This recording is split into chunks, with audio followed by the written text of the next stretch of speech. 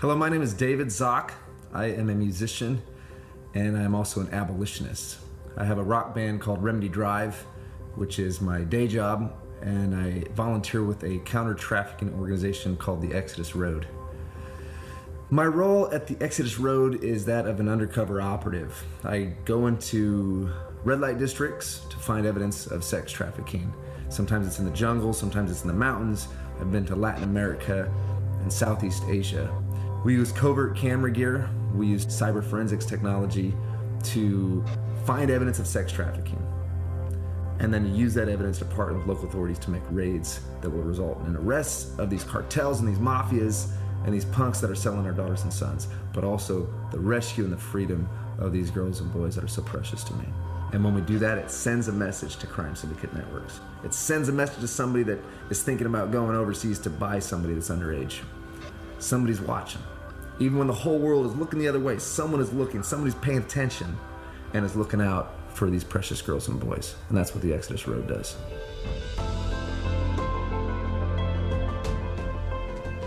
This is The Edge of Adventure. I'm Adam Asher, inviting you to join me now as we get to know David Zock, his heart for music, his band Remedy Drive, and most importantly, his refusal to stand by and do nothing, as he and the team at the Exodus Road help these precious people to find their way out. This is where adventure meets purpose, where we get to know those who live life beyond status quo. My name is Adam Asher, and this is the Edge of Adventure podcast. David Zock, welcome to the podcast. It's great to be with you. Thanks for having me on. Absolutely. We have so much to cover today, an inspiring story, a story that's got a lot of sadness and a lot of heartbreak and a lot of pain in it, but also a very inspirational story because of the work that you and the Exodus Road are doing. So let's start there. Just tell me what the Exodus Road is, sort of an overview. You guys work hard to do what? We work hard to find and hopefully contribute to the freedom of people that are enslaved. Find evidence of trafficking, especially of kids, and then use that evidence to partner with authorities to make raids against the criminal networks that are trafficking these kids, and that result in arrests of the traffickers and rescuing these girls and boys out of trafficking. This is obviously a problem around the world and internationally. Yeah. And I know that you, and we're going to also get to your profession. You're a musician, you're a performer, you've got a rock band, Remedy Drive, which, by the way, fantastic band. I love the music. I love the sound. I love the heart behind what you guys do. Your heart is to help in this way and to serve this organization, the Exodus Road, by serving them in what particular capacity? Because I think it's a fascinating and awe-inspiring one. Well, it's hard to answer the question because it ended up being so many different capacities. I thought that our main contribution would be writing songs when we first started helping out. But now it's turned into recruiting other undercover operatives, volunteers, doing some of that undercover work myself, going overseas to South America, to Southeast Asia, trying to rally a community of hopeful and loving people around the banner of freedom, which is the Remedy Drive's fan base, our friends, our families, to help buy spy gear, buy vehicles, and then continue to shine a light and tell the truth about slavery. 40 million people are enslaved today, more than any other time in human history. And I want to be part of a group of people that throughout all of history, there's been slavery, but there's always been a group of people that have decided to use their platforms, use their sphere of influence, use their microphones like you are today and like I am today, to say that we're alive today and we're not okay with this going on, and trying to, like Bono says, tear a little corner off the darkness. And there's a lot of darkness, and it's, I have to be honest, right? I mean, there's a lot of darkness out there. Now, the great news is there's also a lot of light. There's a lot of goodness. I like to tell people, I still believe in good. I still believe in good. I've seen it too many times. And what you and people that you work with at the Exodus Road, and also with your band, Remedy Drive, you guys are about the good things. Tell me, though, about the darkness, what's happening around the world, as the problem with human trafficking is worse than it's ever been. Yeah. What is, and this has been oversimplification, I'm sure, but what's happening, and how then are you able to go as a volunteer, as somebody who's doing this out of the goodness of your heart, just doing it to help and to be of service, how are you able to contribute? If you're going and you're working undercover, what part of the system or what part of that whole dark system are you infiltrating? I love how you started the question with saying that there is light, and when the light shines, the darkness can't comprehend it. So there's always goodness. There's always been that kernel of kindness throughout all human history of people that have stood up to different forms of evil, but this evil in particular, slavery, in 2020 looks a lot different in different parts of the world and different areas in the human trafficking endemic. Like there's shrimp boats that will take kids or men out to sea, fishing boats, then they'll never dock, and they'll send small vessels out, however often, to collect fish, and those men and those boys end up just staying on those boats indefinitely. There's shrimp factories in Southeast Asia. There's brick kiln, like a mafia type organizations that will hold a debt over a man or a woman, and if they can't pay that debt off, they'll be forced into this labor to pay their debt off, and the debt keeps on getting higher. It's debt bondage, an example of debt bondage. There's similar forms to indentured service, or someone that comes over from another country. They'll work with an agency that will take their passport from them when they arrive, and then without any sort of legal representation, they're not in the country legally, and they're forced to work to pay off this debt of that. Immediately upon arrival, the debt's 7 or 10 times what it was originally for the flight, and then the food and all of that keeps on adding up. So there's labor trafficking, there's debt bondage, and then there's sex trafficking, which is through fraud, through force, through coercion. Someone is selling someone else for sex against their will, or if that person's a minor, if that person's under 18, that's the definition of sex trafficking, and that's what we're there specifically to find evidence of. So we use hidden cameras, we use cyber forensics gear, we use techniques that the Exodus Road has developed over the years to go into these dark places. Sometimes it's alleys, sometimes it's hotels or dance clubs or nightclubs. Sometimes it's just a dirt hut in the middle of nowhere. Just looks like a place where you go and get a drink or get a meal out in the jungle, but then you find out they're also selling teenage girls for sex. And so we go in to find evidence of it, and then we use that evidence to partner with authorities to convince them that something's happening here. Or sometimes they come to us and they say, we need your skill set, we need your technology. Can you help us prove that this trafficking is happening? So that's what we do. And then we partner with authorities to make raids against these establishments. They ended up in dismantling the criminal networks that are responsible for this, which sends a message to everybody else that somebody's watching.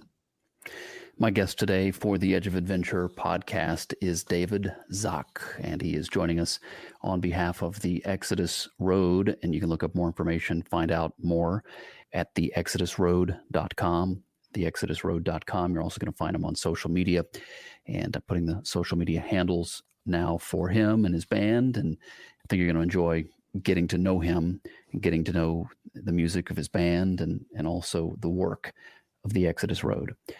So you made a point, and I think it's important to make sure everybody understands that this is something I think people tend to look away from. The idea or the concept of slavery, modern day slavery. Yeah. It's easy for us to talk about slavery in a history book and to point to a particular moment in history or even at times a particular region of the country and think as if slavery existed isolated, right? A horrible thing that it was then, horrible thing that it is now. And it's shocking, I think, for many of us when it kind of gets through to us that it is still happening, and it's happening all around the world. And as you pointed out, it's different types of slavery, and they're all horrible and devastating to think about. The sex trafficking trade, the sex trade, we call it, is also something that it's just easier to turn away, not to think about it, not to let your mind go there. And certainly we don't want to get into the specifics, but what are we talking about here? Are we talking about adult women? Are we talking about young children? Who's really being exploited and used and abused in modern day slavery like this? Well, it seems like that most of the kids entering the sex trade are entering at an age of 13. And it's hard to describe and pin down because it looks different in different areas. And I think most people that know just a little bit about sex trafficking have seen the movie Taken as an example. And that's an example of a way that it might happen. Maybe it's a couple girls traveling to Europe and they get kidnapped. That's pretty rare from what I've seen. There's agencies in Southeast Asia that exist that go up into the hill country and they convince poor farmers that they're going to offer their teenage daughters a better chance and take them down to the major city. These poor farmers believe that their girls are going to end up in like a service industry in hotels or hospitality or restaurant. But instead, when they arrive, and this is usually when I meet these girls, they're there on their first night or on their first week, and they find out that they're working in these brothels or in these dance clubs and commercial sex streets that exist to keep up with the demand for sex tourism from Westerners and people from other parts of the world that come to Southeast Asia or oftentimes in Latin America too, for the purpose of getting away with what they're there to do. That's more dangerous in a country like the United States. So it's teenage girls. It's sometimes young boys. We work at rescuing a lot of young boys in Southeast Asia. Sometimes it's cyber sex. Sometimes it's, most of the time it's in person. And then oftentimes it's women too. I meet a lot of women on the streets of Southeast Asia, and this sounds odd, that are from Uganda or Kenya, and they're being trafficked by a drug dealer that sells drugs, or they're forced to sell drugs for the drug dealer because he can remove himself from it. And then here in the States, sometimes it's the similar story too. Somebody that was befriended by a pimp, or even in a romantic relationship with a pimp, and then to pay for the drugs, to pay for lodging, this pimp then starts out selling this girl to other people. And that's why it's important. Hard to prove fraud, hard to prove force or coercion because people are scared. These kids don't want to come forward. Oftentimes here in the United States too, girls that are being trafficked, they don't want to come forward because what they're doing is illegal and they know it and they've been told. So there's this lie, there's this coercion, there's this truth, but also an untruth that's being held on them, or the threat of force to them or their family. That's some of the techniques that traffickers use to keep victims of different ages enslaved. So tell me about the significance of the name, the Exodus Road. I think for some people it might ring a bell and be like, oh, I think I know the significance. But for some, it may just sound like a name. Where did the name come from? And I know you've been volunteering and working with them now for 7 years. Yeah. What originated that concept of the Exodus Road? It's crazy. After 7 years, Adam, no one's ever asked me that. I've just kind of assumed why Matt named it. Matt Parker, the founder, and Laura, his wife. But for me, I imagine a guy in the fields herding sheep that used to be a prince that ran away, born into a complicated situation, that saw this burning bush. And because of that encounter, went back into Egypt where his people, the Hebrew people, were enslaved, and was fearful to take on this role, and ended up taking on this role and kept on taking steps forward. And eventually the waters parted for him. If you watched Prince of Egypt, I loved watching that with my kids the first time in the song, deliver us. The waters parted, and he got to lead 1 million people to their freedom on that path, on that road of the Exodus out of their enslavement. So for me, the Exodus Road, how can I contribute? Can I be a small part? Can this podcast be a small part of contributing to the freedom of somebody else? It's that desire is innate in every single human being that's been alive, that desire to contribute to someone else's freedom in some small, seemingly insignificant way. And that's what it means to me. Great to have everybody with us for the Edge of Adventure podcast and now radio show. My name is Adam Asher, and it's great to have you with us tuning in. We're talking about something super important today. We're talking about the work that the Exodus Road does around the world, helping to find and ultimately win the freedom of slaves, real life, modern day slavery. And they're not content to just stand by. They're doing something about it. So my guest today is a volunteer.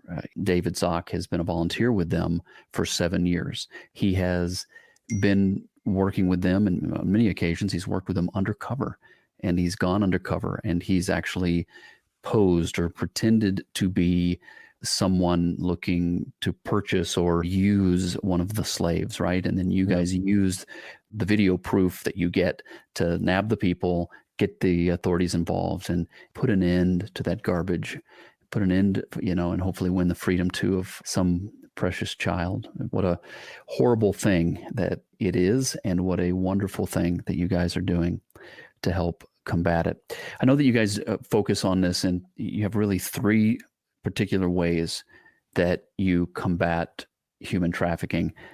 Tell me about those. Human trafficking in general has 3 areas where different NGOs are pitching in, non-government organizations. There's prevention, there is intervention, which is what the Exodus Road does. We go in and we intervene. We help to find this evidence and rescue these girls. And then we try to get them into aftercare, rehabilitation, restoration, reintegration. Sometimes they need to be repatriated back to the country from which they were trafficked from. In India, a lot of women are being trafficked across the border into India to meet up with the demand for prostitution. So the Exodus Road's main focus is the intervention piece. And in order to do it good, we put a ton of focus on there, but we have to have great partnerships in aftercare.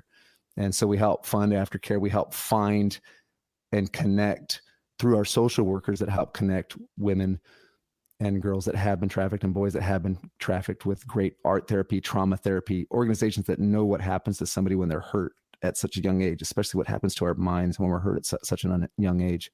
And then we also have partnerships with, awareness is a big part of prevention. And so on the prevention side, we work with training law enforcement. We invest a lot of funds and time into training law enforcement to help to spot it when it's happening.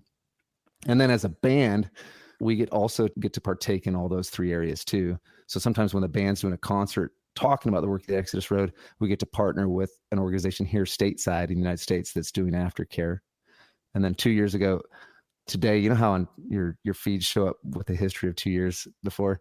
2 years ago today, I've spent 20 years trying to establish my songs and write songs. And I was proud when one of them hit 1 million plays. Well, I got kicked in the butt by a baby elephant in Thailand 2 years ago today. And that has 40 million views across the different platforms. But the reason we were over there, we had a day off from visiting different places that help rehabilitate girls in Thailand, especially kids my daughter's age. So it was my wife and my son and my 2 daughters that went over. And so we make all our band's t-shirts by some of these organizations. We got to see organizations that have state-of-the-art culinary arts facilities that teach girls new trades, give them transitional employment even. So the band's t-shirts help fund those other organizations too. I just want to be part of as much of it as I can, especially since I have daughters. I want them to see heroic women around the world that have given their entire lives, like Amy Carmichael did back in the day, who would dye her skin with coffee. Have you ever heard of her? She'd go into Hindu temples, she'd dye her skin with coffee, and she'd disguise herself that way and then rescue young girls out of forced ritual prostitution. In one way, this is a very, very heavy edition of the Edge of Adventure podcast. It is. Yeah. It is. I mean, what we're talking about, heavy stuff, dark stuff. And yet, as we mentioned before, we still believe in good. Good still exists. The light still exists. And that light always overcomes the darkness. Yeah. And let's go back 7 years. Okay. Let's go back before, right when you were getting involved with the Exodus Road. Where were you living? What were you doing? What was your status of your music career at that time? And then what brought you in to the point that you would be so devoted to the work of the Exodus Road? I was down here in Nashville. I'd moved from Nebraska. My youngest daughter was 2. My daughter Ava was 5 years old. It's at a record label. And I had a platform. I had more people listening to our songs than I ever dreamed possible when I was a kid, just playing guitar. When I was 14, I always dreamed of being a rock star, but I never dreamed that we'd get to travel around the world. We played concerts in the Netherlands, in Germany, in Canada, in Denmark and Finland. I'd never dreamed that we'd get to fly all over the world to play concerts. But I was like, man, okay, I've made it to some degree. What can I do with this? What can I do with what I have? And I don't know if you've ever seen Bono with the prayer breakfast speech that he did in like '06 maybe, when George W. was in the White House. But he talked about a quote from an ancient prophet named Isaiah. And he said to the president, like, can America invest on the poorest of the poor in the world? Can you help forgive these third countries their debts? Bono said, quoted Isaiah saying, if you spend yourself on behalf of the powerless and the poor, then your light will rise like the noonday. And he talked about the currency of the band U2 and how he invested that currency. He spent that currency on the AIDS crisis and in other ways. And it was so moving to me. And so I started writing songs with that in mind, that maybe I can use some of this currency that I have, the currency of my melodies. I love how you talked about your microphone and electronics. You've always been drawn to electronics. So what if I can spend the currency of my microphone? And like my friend Jeremy Cowart, a celebrity photographer that was influencing me at that time, also went to Uganda, and he used his camera lens to expose a warlord. Just like Kony 2012 video with Invisible Children, they used their camera lens to expose this evil. And I was thinking, man, I want to do that. I went to the record label, and they said, nobody wants to hear about that stuff. We just want you to sing, safe for the whole family, positive songs, and keep people happy, keep people comfortable. And then when I watched Kony 2012 with my daughter, Ava, she's in tears. She's crying, and she says, Dad, why not God protect those boys? And it's this documentary about boy soldiers, 6, 7, 8 years old, carrying guns and forced to fight, a really awful type of slavery. Their sisters being forced to be the child brides of generals. And so I just started writing these songs at that time, thinking that it would be my songs that would be the main thing that I did for the modern day abolition movement. This is The Edge of Adventure. Again, my name is Adam Asher. Great to have you with us. And we've got the video podcast, the audio podcast. We've got the radio show. And I'm super humbled and excited by just the ways that the platform continues to grow, and an opportunity today to get to talk to David. If you're watching, you see the video version of the podcast, I think we have kind of a kindred spirit here. It's not often, by the way, that I get to interview someone who has longer hair than I have. Barely. You probably don't like the term rock star, right? But you have a rock band. I think that's how you describe it. So when we come back on the other side of this break, I need you to tell us about your rock band, about your passion for music and for writing music and the message and all that good stuff. And we'll do that right on the other side of the break, right here on The Edge of Adventure with Adam Asher. Thanks for joining us today for The Edge of Adventure. My name is Adam Asher, and I'm truly honored to have you with us for these broadcasts as we get to know remarkable people who are doing remarkable things, often under very difficult circumstances. And they do it all to help others. And that's why I want to tell their stories. And that's also why I need your help. I need you to do me a favor. Look us up at theedgeofadventure.com. That's theedgeofadventure.com. You can check out the award-winning video series, see our social media, check out the recent radio broadcasts, the podcasts, the links to these great organizations. All that and more is on the site. Join the growing network of those who seek adventure and purpose.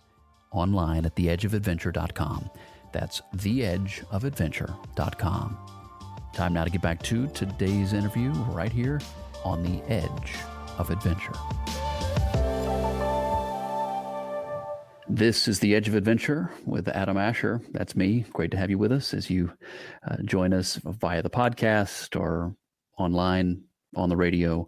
Thanks for listening in. Thanks for sharing it out, telling other people about it. That's how we get these messages out. And today I'm talking with an amazing guest. A guy who we could just probably talk about any one aspect of his life and it'd be enough to do a whole show. But we get the privilege today of hearing about all the different things that David Zock does. And he's here today primarily representing the Exodus Road. And as we've been discussing today, he is a part of an effort to help find and free modern-day slaves, in particular, those who are caught in human trafficking, sex trafficking.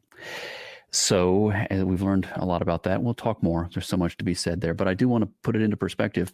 You are a performer. You are a musician. You are a songwriter. Tell me about Remedy Drive and your heart and passion for that band and the kind of music you guys make and why you make it. I love writing melodies. Like it seems I never stop being excited about getting to write songs for a living, to get to try to put notes in front of each other and turn them around and write guitar riffs, plug guitars in. Every time I plug a guitar in, there's this little clicking sound that I just remember how it made me feel so.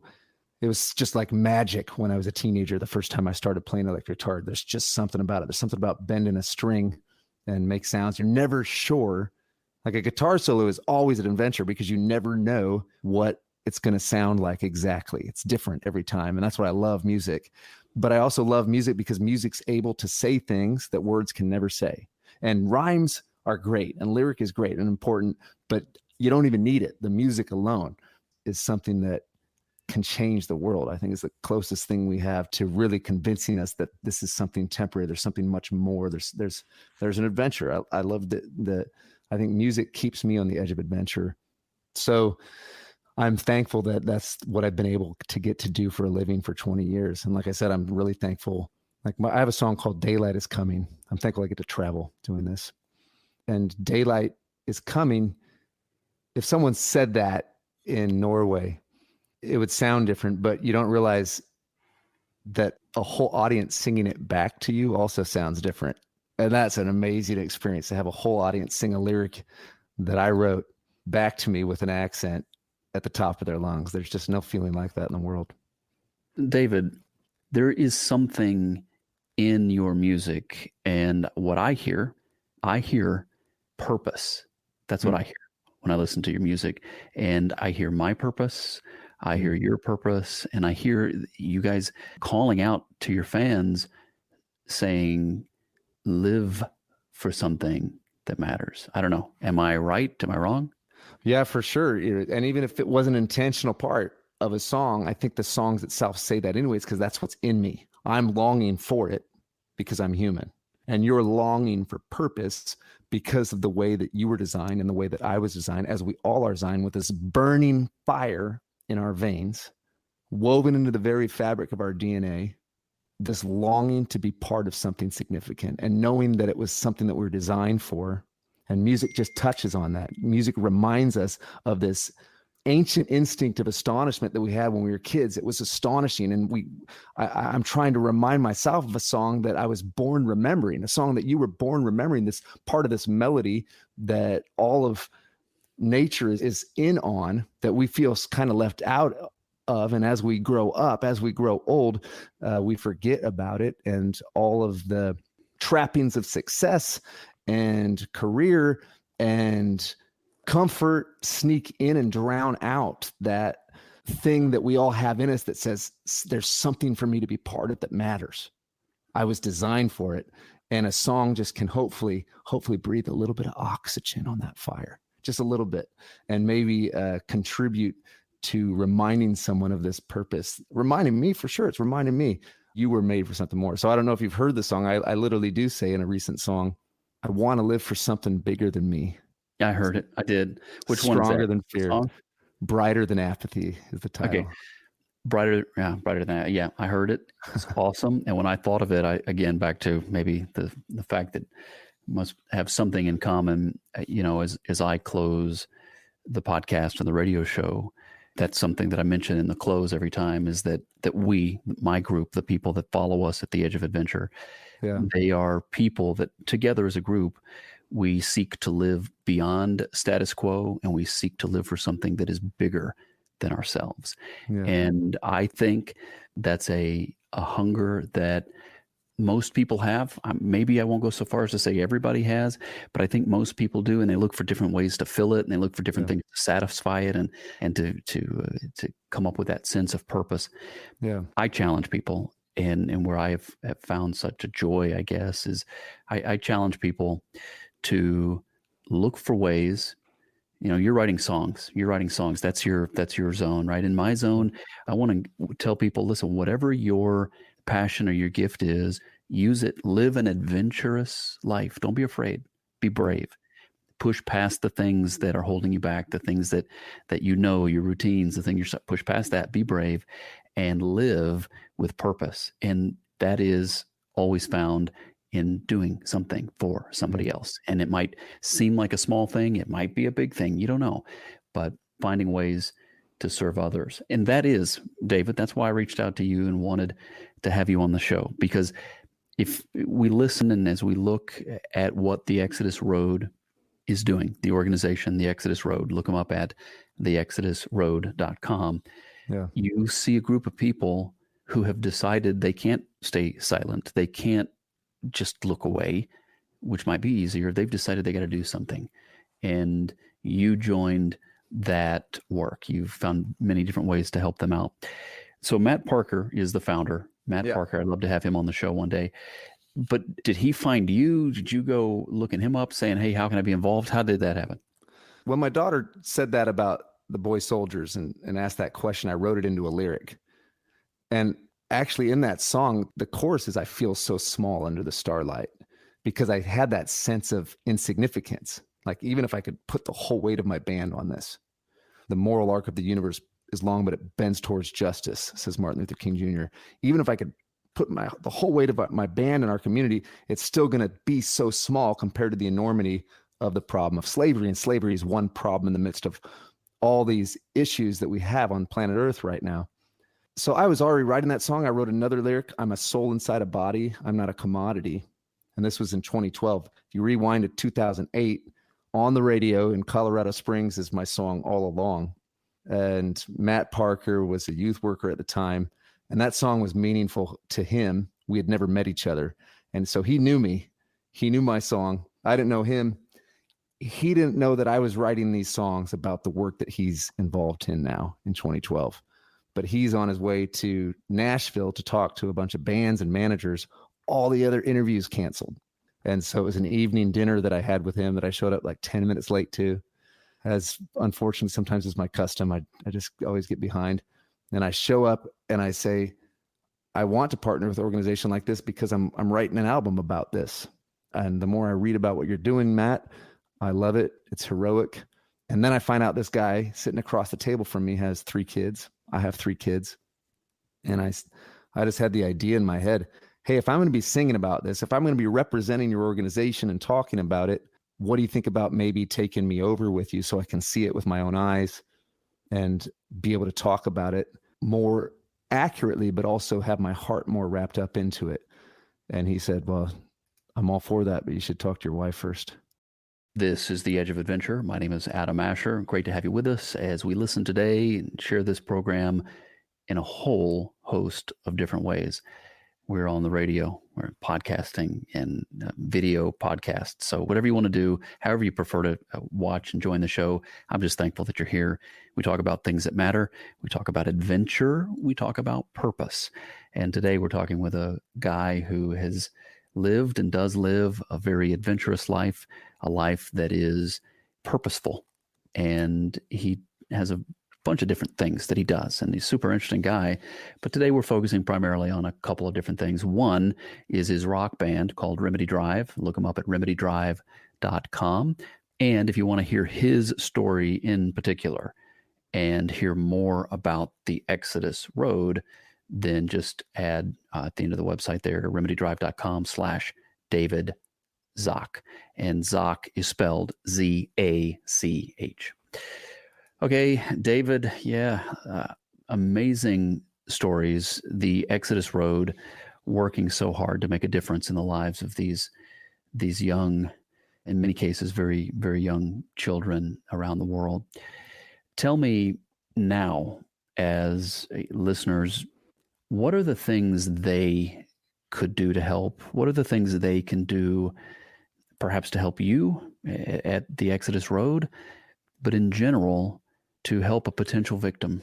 I don't know the answer to that, but I'm going to toss that question to you.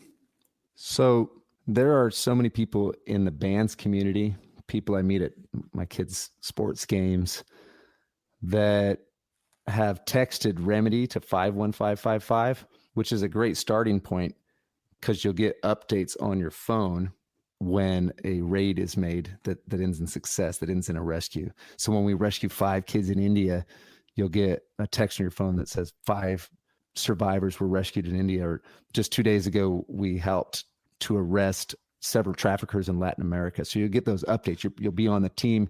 You're going to be finding out. You'll have a chance to put the word out. And at the pulpit of your digital congregation, a tweet or a post is a great way to start. It's a great way to get your feet wet in joining us. If you have like a youth group or a poker night or a group of friends or yourself, you could fund a night of investigations at like $40 a month. So that's a really cool thing to do too, because then you're part of Charlie team down in Latin America, or Alpha team in Southeast Asia, or Bravo team in India. And then here in the States, you could be part of sponsoring a team, putting that team out into the field. There's a girl, and this is going to sound crazy, but she did it. She was in Iowa. She ran a 5K in stiletto high heels. And she used that running of a 5K to raise awareness and to raise funds for the Exodus Road. And I collected a bunch of stories like hers on the website, remedydrive.com/action, just because I don't think there's a really great answer for exactly what you can do. But you touched on it earlier. You've always liked microphones and video cameras and stuff like that. I have too. And I have a band. That's my platform. That's a currency I had to invest in movements of justice and mercy and compassion and freedom. And whoever's listening, you also have something unique that we don't have. You have your own sphere of influence. You have your own unique voice. You have your fingerprints. And there's a chance for your fingerprints to be part of this modern day underground railroad in some seemingly small way that's going to have huge impact. And if you don't use your voice, then no one's going to. I can't use your voice. You can use your voice. You're the only one that's going to ever have your voice. You're the only one that's going to have your unique creativity that you could bring to the front lines of this fight, your imagination, the currency of your life. You can spend it on this. And someday, when slavery is but a mere memory, they're going to look back and they're going to remember the day when the righteous rose up out of indifference. I like that picture you got up there. Ordinary heroes. Justice, as Matt Parker from the Exodus Road says, justice is in the hands of the ordinary. And if you're thinking, well, Adam can talk about this kind of stuff because he travels the world, or David can because he has a band and travels the world. Well, you can too. And I'm not quite sure how, but start by texting Remedy to 51555 or jumping on that Instagram page and getting informed. So, David, how many people are we talking in the history of the Exodus Road? Do you have any kind of number or idea as to how many people have been rescued from human trafficking? Yeah. So a couple years ago, exactly, I was in Cambodia when I made a video celebrating 1,000 rescues, and we're coming up on 1,500 rescues right now, which is really exciting. 1,500 people that were enslaved that are rescued. 800 traffickers have been arrested. And when you arrest a trafficker, that keeps that trafficker from harming other potential victims. And so part of the reason why the work of the Exodus Road is so important and why it's so uncomfortable, but sometimes at adventure, we go in and we get frisked a lot of times by traffickers. You know, sometimes I'll go up an elevator and a trafficker will pat me down looking for cameras, looking for weapons. And there's no way out of that facility if it's a hotel except back down that same elevator he got up. But why do we have to get so close? Why do we have to pretend? It's because we want to dismantle these criminal networks.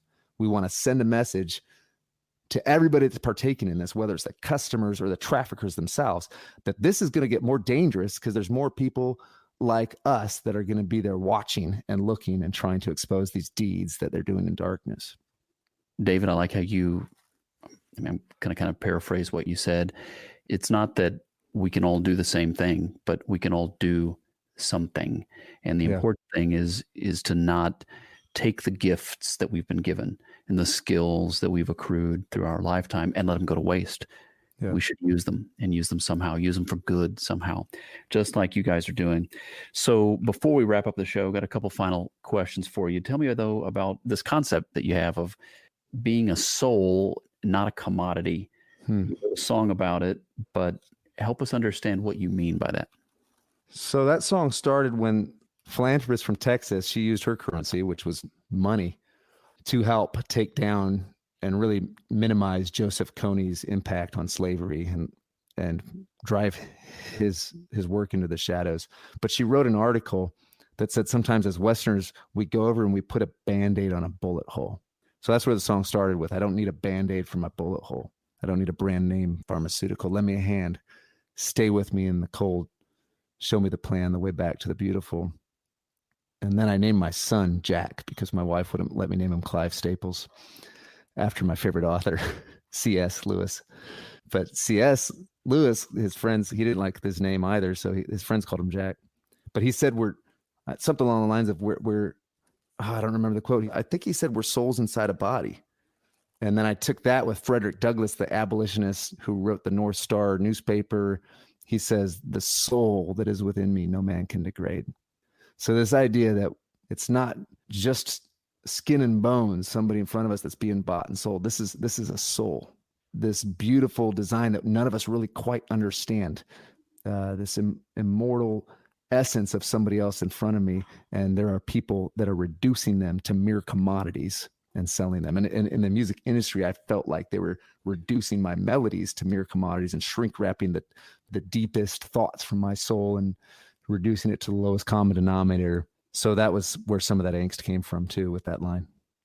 David, then final question, then we'll wrap things up. I want to be sure we give out all the information, leave enough time to give all the contact information, all the different things, different ways they can get involved or get connected with you guys, I should say.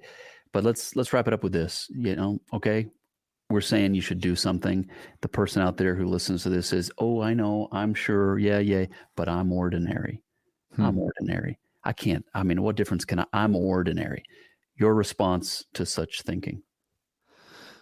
It has been the great privilege of my life to get to meet people like you, Adam, people like Matt and Laura Parker, seemingly ordinary people who have stepped into extraordinary roles in the arena of freedom and justice and mercy, compassion.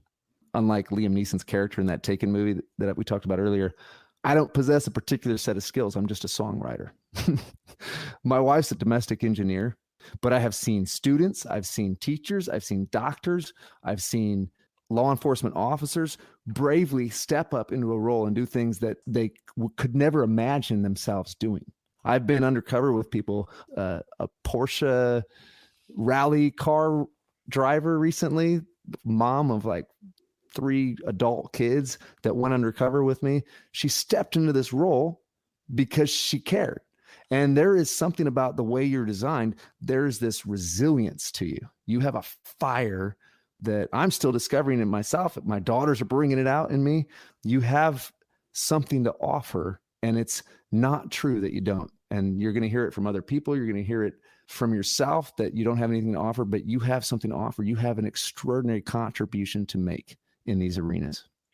My guest today on The Edge of Adventure with Adam Asher has been David Zock. He joined us today because he's got a heart for this organization called the Exodus Road.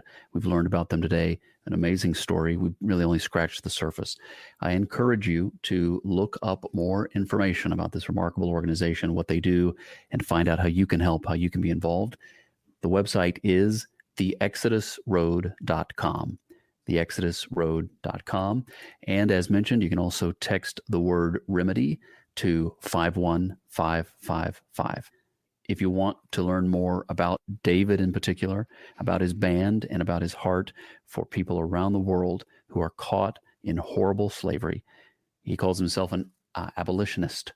That's how he describes himself. And if you want to learn more about him, go to remedydrive.com/David Zock. You know what? You'll find it there. Just go to remedydrive.com. You'll get to find him and the other band members, see their heart, get to know them, enjoy their music, and just sense that real calling and purpose that comes through for them. And it also is conveyed that they believe that you have that same sense of calling and purpose. Fantastic radio show. Fantastic show today. David, thanks for all you do. Thanks for the time. And I just get to wrap up this show knowing I got a new friend. And I think that's a pretty amazing thing. You're a remarkable guy. I'm excited to maybe meet you on the other side of the world someday. I listened to your episode about Honduras, and there's places I haven't been yet. So maybe we'll end up together overseas or here I'd love someday. that. It'd be amazing. I'd love that. Very impressed with your heart and your skill. And we have talked today about your band called Remedy Drive. I want everybody to look up that information, follow you, buy your songs, support you in any way that they can. And if it's okay with you, I've actually got a song queued up from you. It's the one you mentioned earlier called Brighter Than Apathy. And with your permission, I'd like to let that song wrap the program for today. I feel like it'd be a perfect ending to a great conversation. David Zock from the Exodus Road and from the band Remedy Drive. You can look them up at remedydrive.com. Let's take a listen now to Brighter Than Apathy. Thanks, everybody. God bless you. We'll see you next time right here on The Edge of Adventure. Seems like I can't put a dent in this. I stand on the edge of the abyss. When hope in the dark seems foolish. How are we ever gonna make it through this? I got one spark in the dimness. One fuse lit, it feels useless. I'm lost on my own, I can't do this. With just 5 loves, with just 2 fish. I got my microphone and my music. This voice I own, I'm gonna use it. One note at a time in a firefight. Pushing back on the shadow in the twilight. And the movement's unstoppable. If you got your soul, I got rock and roll. When I'm writing so we don't stop before. Wake up, blue fire from the base of all. I wanna live for something bigger than me. Stronger than fear. Brighter than apathy.